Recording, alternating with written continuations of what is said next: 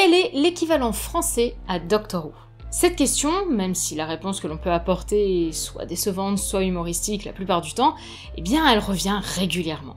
Difficile de trouver une série de science-fiction française parlant de voyage dans le temps, avec des aventures fun, intelligentes, touchantes, et parfois quand même un peu ridicules.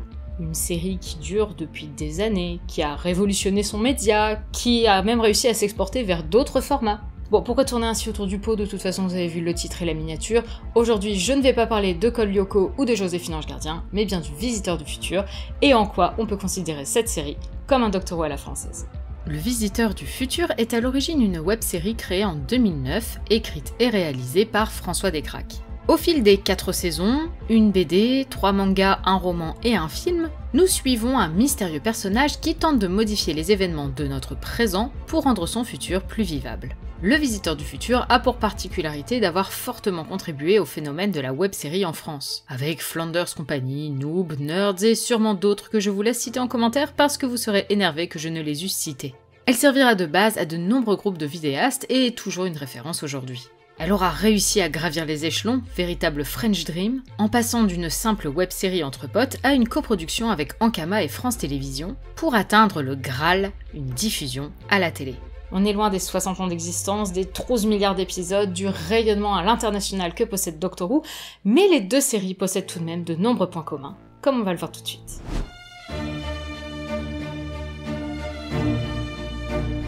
Avant toute chose, remarquons la similitude entre leurs noms. Le Docteur pour l'un, le Visiteur pour l'autre. Et tout un mystère autour de leur véritable nom. D'ailleurs, quand celui du Visiteur est évoqué pour la première fois, c'est accompagné d'un pied de nez à l'encontre de Doctor Who, qui à la même époque en faisait des tonnes à ce sujet. C'est mon nom quoi. Sérieux? Bah oui, et ça, c'est pas le secret de l'univers. Commençons par l'évidence, leur base commune, le voyage dans le temps. Le Docteur et le Visiteur possèdent tous deux des machines dédiées à ce but. Celle du Docteur est bien plus sophistiquée, véritable vaisseau capable de voyager non pas seulement vers le passé, mais aussi dans le futur, ainsi que dans l'espace. Le Visiteur, lui, se contente d'un bracelet proche du manipulateur de vortex qu'on retrouve dans Doctor Who. Cela provoque des voyages chaotiques, désagréables pour le transit intestinal, mais étonnamment plus fiables que les vols par Tardis. Mais à pouvoir similaire, nos deux protagonistes choisissent des exécutions différentes. Le Visiteur prépare de véritables plans d'action depuis son présent, tenant compte de l'effet papillon. Il tente d'annuler les catastrophes responsables de son présent apocalyptique en remontant à la source. Une canette lancée à côté d'une poubelle, un passage à la boulangerie, tout est susceptible de provoquer la fin du monde. Le Visiteur utilise donc sa machine pour modifier radicalement le cours du temps, ce qui est en théorie l'opposé de la pensée du Docteur. Dans les faits, c'est un peu différent. Bien souvent, le Docteur rappelle l'importance de laisser l'histoire inchangée uniquement s'il se trouve dans notre passé. You can't rewrite history, not one line. Dans notre futur, c'est un peu plus anarchique. Le Docteur et le Visiteur sont d'ailleurs tous deux des personnages à la moralité grise. D'apparence gentille et amusante avec leurs mimiques et leurs catchphrases, il leur faut parfois prendre des décisions radicales, voire répréhensibles. Leurs responsabilités sont telles qu'ils sont obligés de faire abstraction de certaines problématiques afin de pouvoir sauver le monde. Tel changement sauverait des millions de personnes, mais en condamnerait des milliers à la place. Qu'est-ce qui leur donne l'autorisation d'opérer de tels changements temporels? Qu'est-ce qui leur donne le droit de vie ou de mort sur les gens?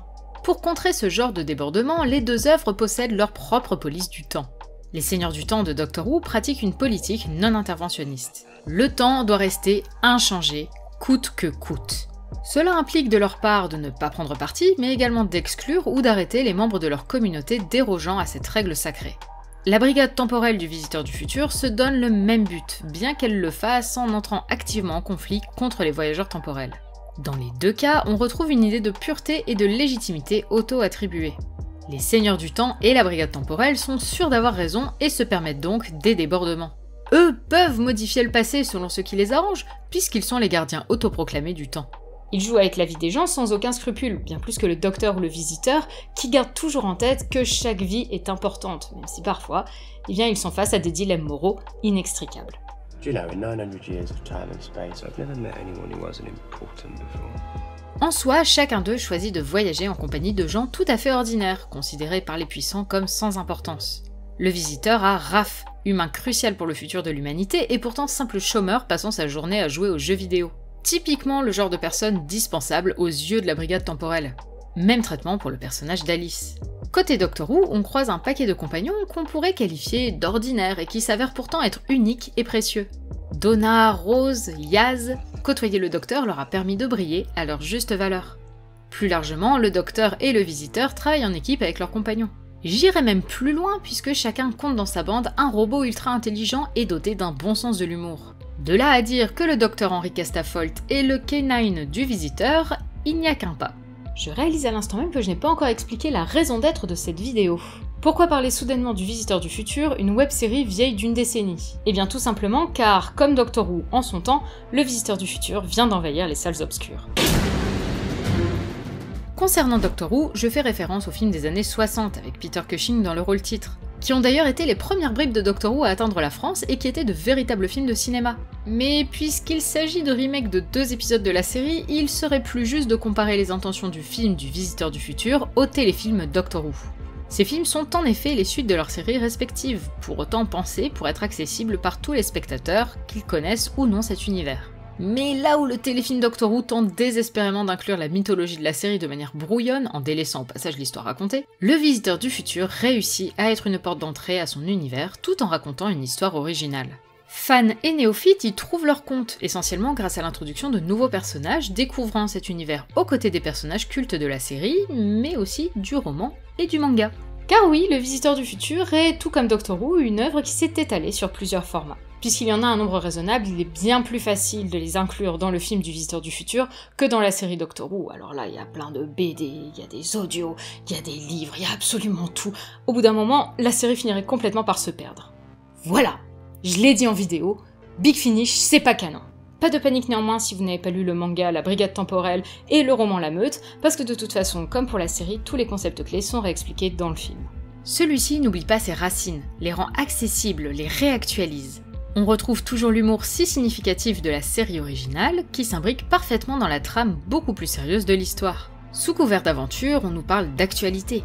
Le futur est un prétexte pour critiquer une situation actuelle, ce que Doctor Who a aussi fait plus que de raison. Mais même au-delà des messages présentés, les 2 séries restent fidèles à ce qu'elles sont.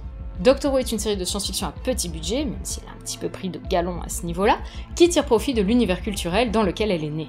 On peut dire la même chose sur le Visiteur du Futur en remplaçant la télévision britannique par l'internet français.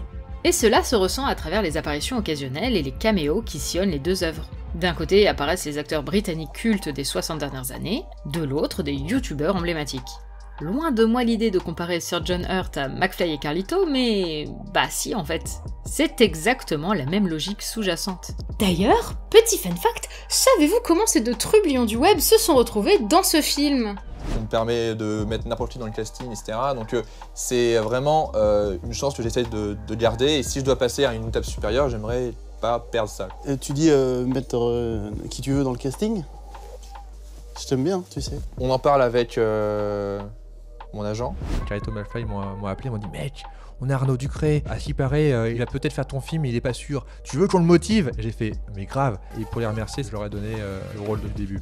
Vous l'aurez compris, sans même rentrer dans les détails, on est capable de lister déjà pas mal de points communs entre ces 2 œuvres. Pour autant, elles restent bien différentes, et loin de moi l'idée de suggérer que François Descraques, le créateur du Visiteur du Futur, aurait plagié Doctor Who. Non, pas du tout. Après tout, il n'a découvert notre cher Seigneur du Temps qu'après la sortie de la saison 1 du Visiteur du Futur. Beaucoup de gens me disaient « Ah mais c'est comme Doctor Who !» Moi je faisais « Doctor qui ?»« Doctor Who, la série anglaise. » Je fais « Ah bon? Non, je pense pas, franchement je pense pas. » Beaucoup de gens m'ont dit que j'étais inspiré de Doctor Who, mais j'ai découvert ça après. Donc si ça a eu une influence, c'est plutôt à partir de la saison 2. D'ailleurs, Doctor Who par François Descraques, ça existe, c'est rigolo, mais bon, ça c'est une autre histoire. Doctor Who et le Visiteur du Futur sont 2 œuvres qui possèdent de nombreuses similitudes qu'elles développent de façon différente. Cela dit, il est fort à parier que si vous aimez Doctor Who, vous aimerez le Visiteur du Futur, et vice versa.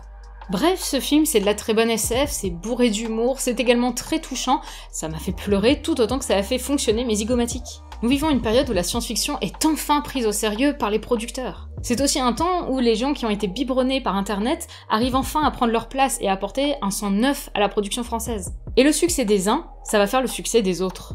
Nous, on a été contactés à la base par Pyramide parce qu'ils avaient vu le film du Paul Macho. J'espère que ce film marchera assez pour donner la chance à d'autres personnes.